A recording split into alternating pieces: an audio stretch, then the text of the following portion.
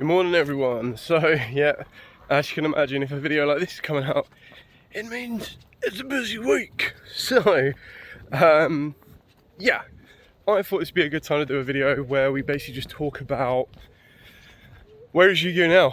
So it is nearly the end of July. I think we've got like a couple of days left. Yesterday, Revcast did the announcement of Magnificent Maestros, which is the second Grandmaster set in the TCG, and that's going to be due out second week of November, right? The first Magnificent Monsters is going to be due out at the start of September. So not that much between, arguably, two of the biggest sets in Yu-Gi-Oh's history. It has new collector value, and when I say new collector, I mean new collectors because of the Grandmasters. So 1800 serialized cards in Europe and America. Fan favorite cards. So in the first one in September, we've got like the new Dark Magician, the new Dark Magic Curtain, and just build up from there. And in the second one, we've got a new Blue Eyes, we've got a new Red Dragon Archfiend, we've got a new Starving Venom. So protagonist, antagonist. And yeah, it's gonna be a lot of firsts are happening with Yu-Gi-Oh this year, which I find crazy, absolutely crazy, because like you after waiting so long and then get two in one go, we're being slightly spoiled, which is kind of nice, I guess. And what I mean by two firsts in Yu-Gi-Oh, obviously we've had the extended arts. Extended arts have entered Yu-Gi-Oh! Now, players have been asking this for absolutely amazing, like, why don't we have extended artworks like we have in other TCGs? Now we finally get them, and from my perspective, I actually really like them. Now, contrary to what, you know, normally is considered, and it is still considered as max rarity if you want the highest rarity of the extended artwork, it is a Starlight Rare. Me personally, I think Ultra Rares are actually really clean, and the best thing about that is they're not crazy expensive. Some in the Battles of the Legends are a little bit more expensive, because like, if you're looking at Amulet Collection 5, if you're looking at Mirror Jade, if you're looking at Dawn's Purge, Dawn's Impulse, Chaos Angel, they're all going to set you back between like 50 to 60 pounds. So make of that what you will. I suppose you consider that is expensive if you just want to play Mirror Jade, or you just want to play Chaos Angel. I'm pretty sure you can get, I don't think Mirror Jade has a super rare print. I think the last print for Mirror Jade is like Ultra Rare that came in the decks. You can get it for like £1. So it's not something that you have to play. It's not like, if I want to play this card, I have to pay X amount, which is kind of fine. We then take a look at the main deck extended arts, which the first time we got those was in Chaos Origin. Now, if you're foolish, like myself, I actually bought a little bit early. So I thought the Blacklist Soldier and the Magician of Dark Chaos, Black Chaos, looked incredible. So I jumped the gun. I bought them at like £70 a piece. They're now £35 a piece. Which, again, make of that what you will. Could be down to the deck, could be down to something different. I mean, like even the Chaotic Sacred Beast, I was lucky enough to pick up a copy for like £17.50. And then if I wanted to, I deliberately wanted to find the ones that had the wrong name. But if I wanted to, I could swap that with Konami and get 2 copies with the correct name. So yeah, I just think this year in general is looking really exciting. And what I like about this is the extended art cards are also coming as normal cards. So as much as I would have liked them to have gone, and for example, as much as I would have liked them to have gone, we're not doing the base, and wait before everyone goes crazy, what do you mean? As much as I would have liked them in the core sets, And even in this Magnificent Monsters, which we still don't fully know if they're going to do it yet, but I would be amazed if they did. I would much rather have them got rid of the base rarity. So what I mean by that is you can get the Black Soldier and the Magician in just normal secret rare, normal bordered. From my perspective, it would have been really nice if they were the extended art cards, like only baseline extended art cards, or the Starlight Rare. And again, before everyone goes crazy, what I mean by that is I would have liked them to be as common as that baseline. But then I fully understand that some people might just not like the extended art cards and they don't want to feel like they have to play the extended art cards. And I suppose when I think about it a little bit more, if the secret rare Black Luster Soldier and Magician of Black Chaos was only extended an art card as a secret rare or ultra rare, and then a Starlight Rare, maybe they would be more expensive than they actually are. So it's kind of showing that a player or an outside perspective isn't always right. So from a community standpoint, it makes total sense. It makes total sense that it still comes in base rarity. So what I mean by that is, once Magnificent Monsters drops, they'll have, you should, in theory, be able to pull any of the new cards as just a baseline ultra rare, and then as an extended art card, as an ultra rare, and then there's an extended Starlight Rare version of the card, and then there's the odd chance that you could get a Grandmaster Rare. Now, Grandmaster Rares are actually going to be really, really tricky, and what I mean by that is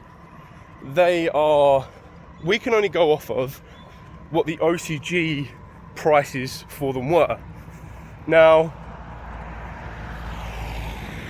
OCG is quite a big pool. They'll have loads and loads of product, you name it, right? The issue with that is I haven't been keeping up with the exact direct sales day to day of all the extended art cards. But I was talking to a couple of people locals, and they were basically saying that there are other card games where serialized cards still just haven't been pulled. And I can see that in like sports cards. So sports cards is obviously a bit more of an abnormality, or like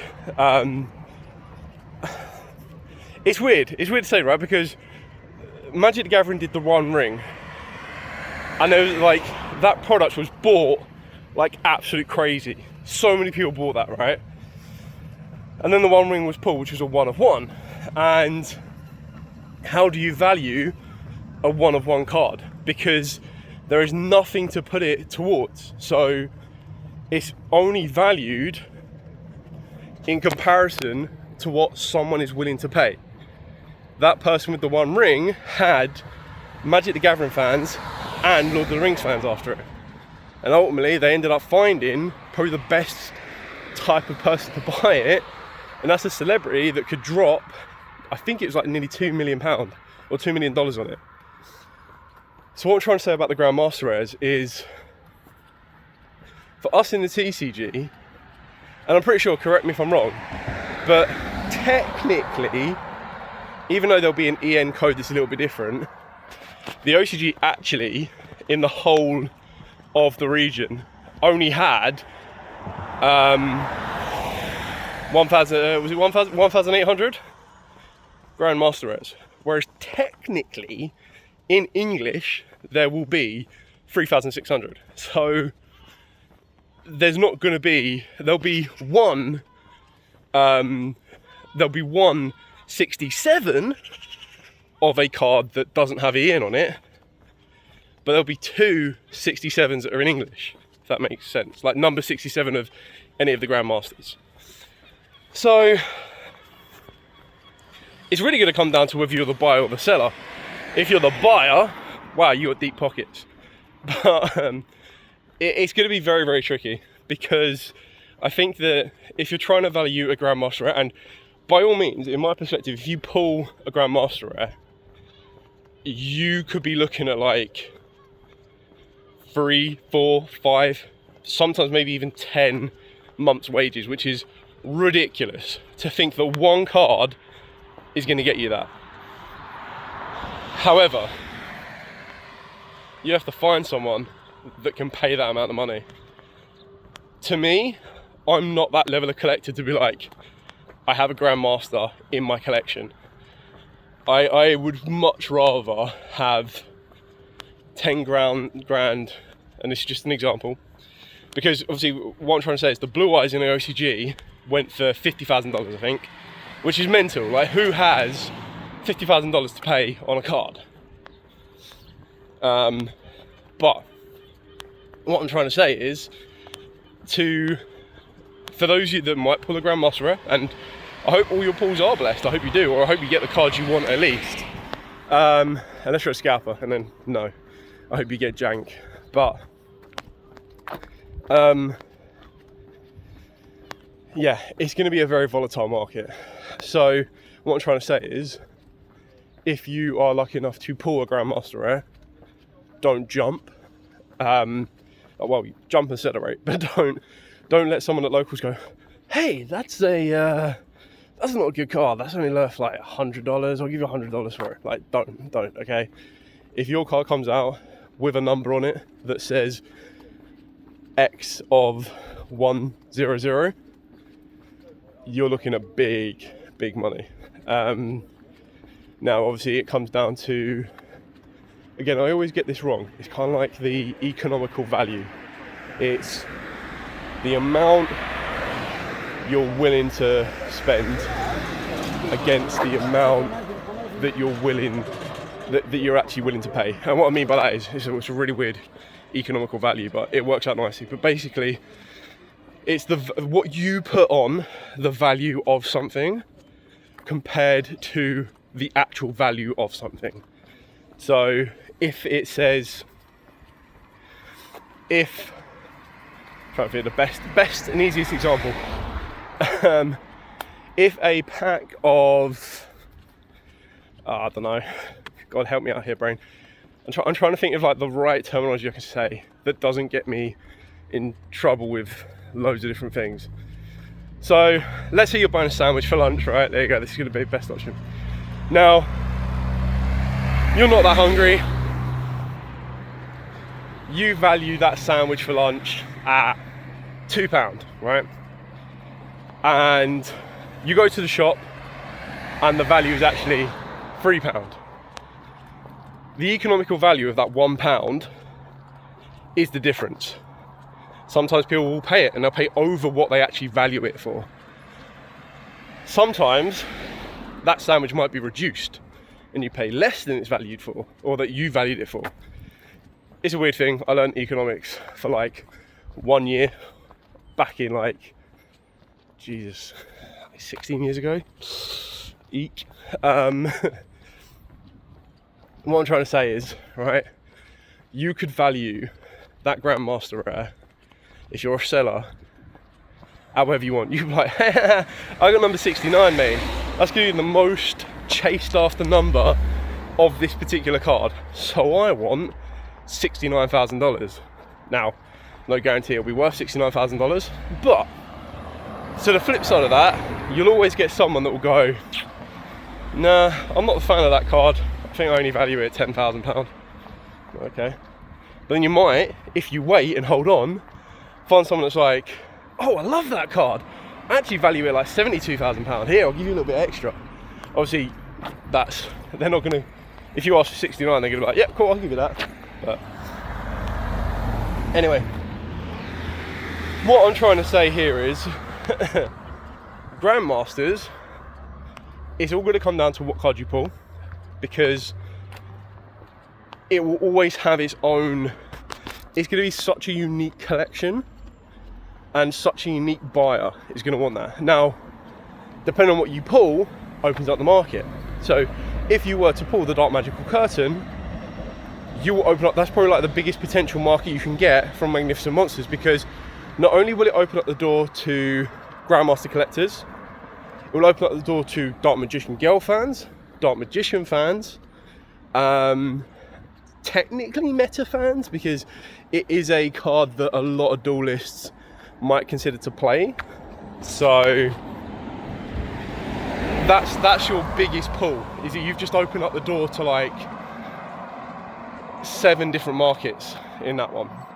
But this is no disrespect to certain cards in the set. If you were to pull, but it's the Utopia. Let's go with Utopia, right? If you were to pull the Utopia, you'll only have Zexal fans, Utopia fans, and the collector market, which, in an argument, is always going to be a much smaller market than anything relating to Dark Magician Girl, Blue Eyes, right? It's always going to be the case. So that will then dictate the value. It's the bottom line of supply and demand.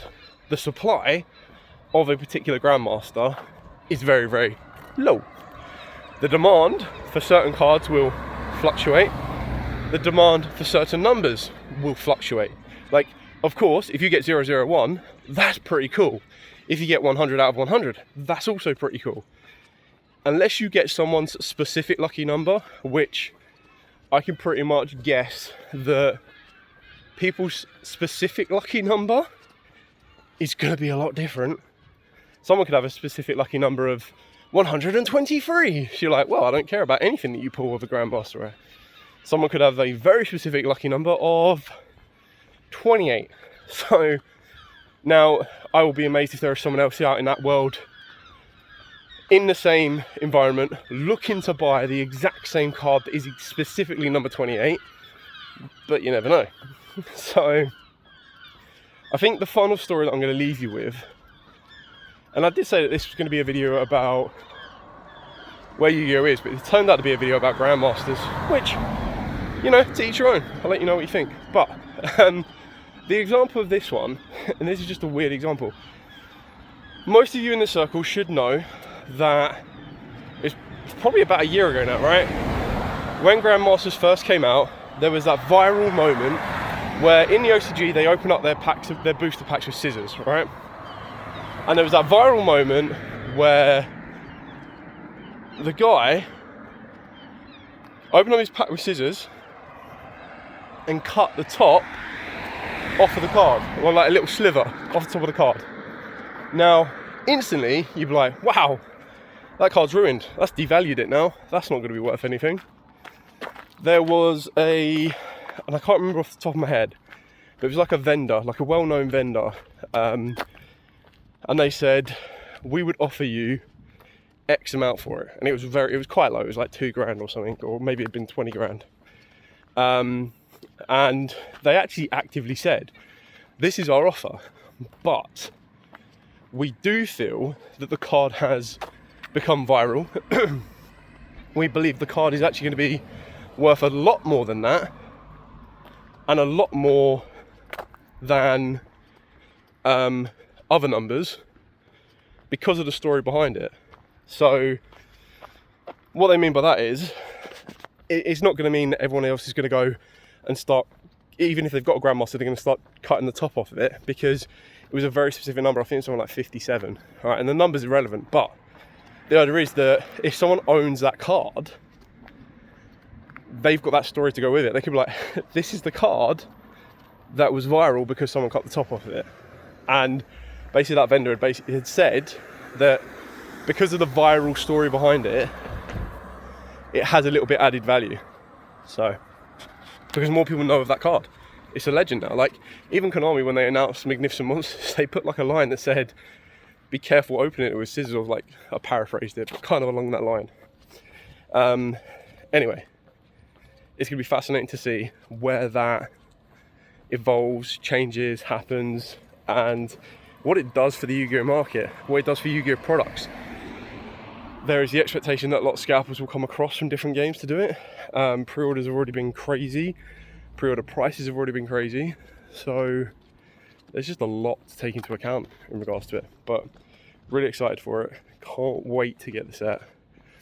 I'm going to be doing a lot of collaborations with a lot of, hopefully, different content creators on the way up to the release to celebrate it as well. So it's going to be really, really fun. Anyway, I'm going to head off to my actual day job now. So take care, have a great one, and until the next time, bye.